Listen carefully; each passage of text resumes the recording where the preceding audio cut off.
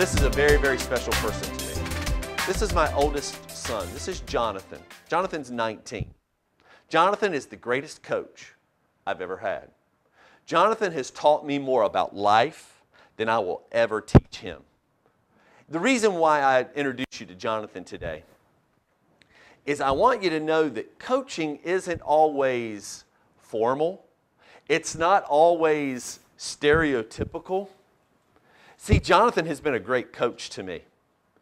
Let me give you some examples of how Jonathan has coached me. See, Jonathan has coached me to understand a couple of things. I'll just share some of these with you today. One thing, Jonathan has taught me that leaders maximize potential. Leaders maximize potential.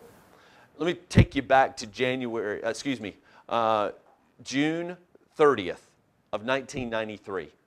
That was a long time ago. But that day is literally riveted into my brain. Because it was on that day that I found out that the child that my wife was carrying, my firstborn child, was going to be a son. But I also found out, because of testing that we had done, that my firstborn son was going to have trisomy 21, which is more commonly known as Down syndrome. Can I tell you something? And I'm a little embarrassed to admit this to you today. I wept. I grieved for solid 2-3 hours. I'm not talking about just some wetting eyes. I'm talking about fetal position in the closet, groaning. And the reason I'm embarrassed to admit that to you is because I've learned that that grief was so misplaced. But what was actually happening then is I was grieving my ideas of what being a dad was going to be. Every one of those ideas went down the toilet at that moment. See, my idea of being a great dad was, I'm going to teach my son to play basketball the way his dad did. My son's going to go to high school and graduate with honors, and then he's going to go on and he's going to go to Harvard, and then he's going to become a brain surgeon. That was my idea, right? I was 26 and naive. Give me a break. But that's the reality. When Jonathan was born, thankfully for us, we knew beforehand that Jonathan was going to have Down syndrome, so that when Jonathan was born, it really was a celebration. We were able to celebrate this incredible little boy that had come into our life. But make no mistake, I was still overwhelmed. I was overwhelmed. At 3 months of age, Jonathan contracted RSV, which is it's a respiratory virus that for me and you, it just give us a bad cold. But for Jonathan, it caused incredible difficulty for him. He also experienced a diaphragmatic hernia. Most of his stomach area was up in his chest cavity, and as a result, it was compromising his lungs. And take the RSV with the complications from the diaphragmatic hernia, Jonathan developed something called atelectasis, which works like pneumonia, but there's no infection. So his lungs, basically the bronchioles, had collapsed. And the result of that, we had him in the hospital for observation. And one Sunday morning, his blood pressure dropped. His respirations dropped. His heart rate dropped. The doctor came into the room and said, we've got to take him to the pediatric ICU unit. At that time, my wife was in South Carolina, in Darlington, in Hartsville, South Carolina, and we had to take him to Florence, which is about 30 miles away. So here I am about 9 o'clock on a Sunday morning, flying down the back road behind an ambulance. My little boy is there. My wife and I are in this car, and we're flying down the road to a pediatric ICU unit. If you've never been to a NICU or a pediatric ICU unit, it's intimidating. And now my little boy has tubes, and he's got all of this stuff going on. And I guarantee you, first of all, because of lack of sleep and all of the other stuff that I was going through, I had this look like a deer in headlights, I'm quite certain. The pediatric ICU physician, his name is Jerry Atwood. Jerry Atwood recently retired from that position. I haven't seen Jerry Atwood since Jonathan was in the hospital.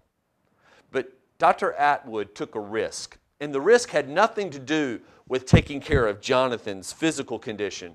He took a risk in helping a dad that was overwhelmed. And he did here was the risk. He gave some unsolicited advice. Now, be careful. You give unsolicited advice. It may not go as well as it did with Dr. Atwood and me, but I'm very grateful that he took that chance. Here's what Dr. Atwood told me. He said, Dan, he said, your role as a dad, by the way, Dr. Atwood and I, we hadn't talked about this stuff. I had not opened up and shared a thing with him. It must have just been written all over my face. But Dr. Atwood told me this. He said, Dan, your role as a dad for this little boy is no different than it will be for any of your other children. Your role is simply this, is to help Jonathan maximize his potential. Whatever his potential is, your job is to help maximize his potential. Offer him the opportunities, clear the way, help him get where he needs to go. Can I tell you something? That was some of the best advice I ever got, not only for parenting, but for coaching. As a coach, your role is not to increase someone's capacity. By the way, that's impossible. Their capacity is what it is. But you do have the opportunity to help them go where they don't think they can go. I was in a meeting a few weeks ago. A man by the name of Dick Keffer. Dick Keffer is a very, very, very wealthy, very successful businessman in the Charlotte area. Dick Keffer now finances automobile dealerships. Basically, he'll take someone who's wanting to buy a dealership, he'll buy the dealership and he'll put them into the dealership, and through a 10-year cycle, they will eventually transfer the ownership of that dealership. He has been incredibly successful. He's put over 40 people into the car business. And I was in a meeting with Dick Keffer, and he made this statement. Hey, listen, there are so many of you in this room. He says, I am looking for who's going to be the next 4, 5, 6 people that I can help get into the car business. Now, understand, Dick Keffer's in his 80s. The guy's got plenty of money. That's not what he's motivated by. He is motivated by helping other people. And here's what he said. He said, you folks, some of you, you have no idea how good you can be. You don't have a teeny-weeny idea of how good you can be. By the way, as a coach, you know what one of your goals is? Is to help people become aware of how good they can be and help them to get there. Jonathan taught that lesson to me. Something else Jonathan taught me, he taught me how to focus on what's important. Focus on what's important. Let me put it this way. Jonathan has very few things in life that are important to him. And one of them is chicken fries and Coke. Now, when I say chicken fries and Coke, that is one word in case you didn't know. Chicken fries and Coke. That is important to Jonathan. When Jonathan gets up in the morning, the first thing he wants is chicken fries and Coke. And some of you say, well, that's really not good for him. You know what? I'll let you have that discussion with Jonathan. And let you try to talk him out of that. Because he doesn't see it the way you and I see it. That's what he does. That's his routine. So Jonathan, every morning, it's chicken fries and Coke. Jonathan will do nothing until that chicken fries and Coke is consumed. Jonathan doesn't care about your schedule. He doesn't care about your appointments. He doesn't care what time school starts. It doesn't matter to him. You know what's important to him? Chicken fries and Coke. We will take Jonathan to school. Jonathan has not been on time to school one time this year. That used to really bother me. Another thing, I'm not going to give you all of the things Jonathan has taught me. Jonathan has taught me that some things are important, some things are not. Can I tell you what? Jonathan hasn't been on time for school one day this year. It's not going to change his quality of life, not one iota. All of that said, Jonathan will sit in the car. We had this idea, hey, listen, we'll take it with us. He'll eat it in the car. Can I tell you what happens? He waits till we get there, and then he has his headphones, listening to his music, and he eats his chicken fries and Coke. And to try to get him out of that car before then is like pulling hen's teeth. You're just not going to find it. You can't do it. When he finishes it, he takes it off, he gets his backpack, and he walks right on in. Jonathan knows what's important for him. Do you know what's important for you? Do your people that you're coaching, do they know what is important?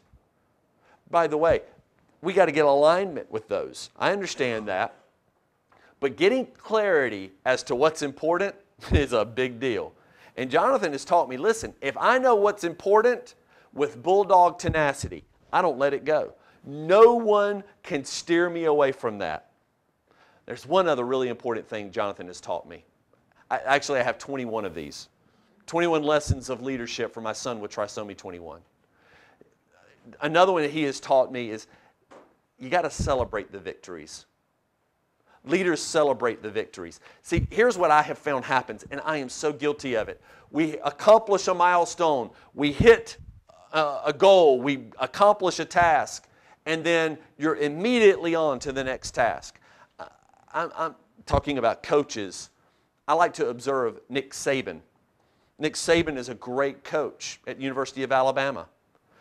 It was interesting when they won the national championship this year, second in a row,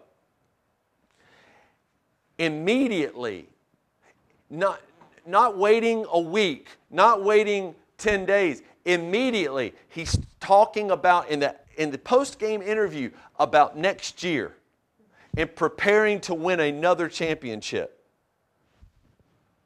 Now, Nick Saban has really driven some amazing results on the football field, and I hold him in high regard.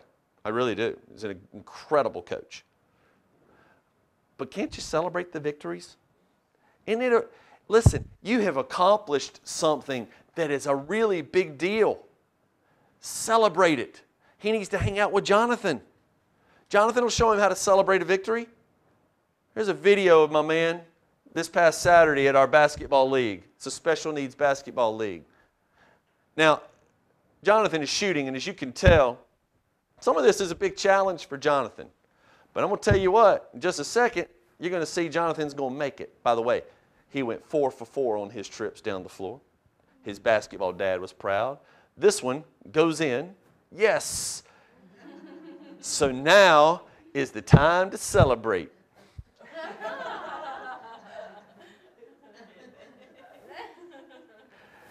Here's the bottom line. Jonathan has, see, you have to understand, everything for Jonathan has been harder. Jonathan didn't walk until he was 2 years old. Didn't potty train until he was 9. Jonathan can write his name, but only if you direct him to write his name. Everything's been harder for Jonathan. But you know what that's taught me? Man, when you hit a milestone, revel in the sweetness of that. It's worth it. And when you look at this kid, who, by the way, there he is, he's celebrating again. It's worth celebrating. And if we'll celebrate more, I'm going to bet you something will happen. We'll deliver more.